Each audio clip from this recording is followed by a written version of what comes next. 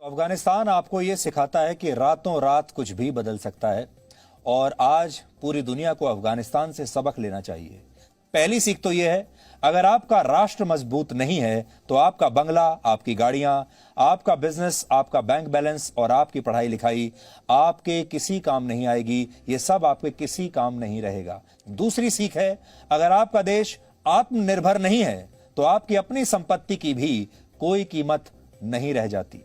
ये आपकी दूसरी सीख है, क्योंकि अगर आपका देश अफगानिस्तान की तरह बन गया जो दूसरे देशों की मदद पर आश्रित है, दूसरे देशों की सेना पर आश्रित है, तो फिर आपका भी यही हाल होगा। आप खुद कितनी भी संपत्ति कमा लीजिए, अगर आपकी सरकार में कड़े और बड़े फैसले लेने की ताकत नहीं है तो आपकी ताकत का भी कोई वजूद नहीं रहता। ऐसी स्थिति में आपको भी किसी दिन हवाई जहाज से लटक कर भागना पड़ सकता है। यह आपकी तीसरी सीख है।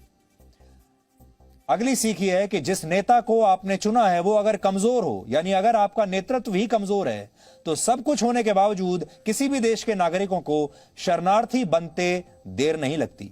ऐसे कमजोर नेता मुश्किल परिस्थितियों में या तो अपने लोगों को छोड़कर भाग जाते हैं या फिर दूसरे देशों के साथ सौदा कर लेते हैं, जैसा कि अफगानिस्तान में हुआ। इसलिए वोट देते समय हमेशा यह याद रखें कि जिस नेता को आप चुन रहे हैं, जिस सरकार को आप चुन रहे हैं, वो आपके लिए और अपने देश के लिए मजबूती से खड़ी रहे, भागेगी नहीं। और सबसे बड़ी सीख यह है कि जाति, धर्म, डर और मुफ्त की चीजों के नाम पर आप किसी को भी वोट मत दीजिए।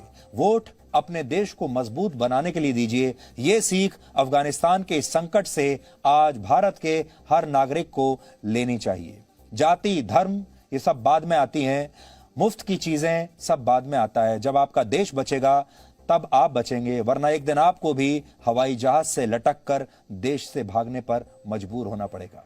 ये किसी के साथ भी हो सकता है।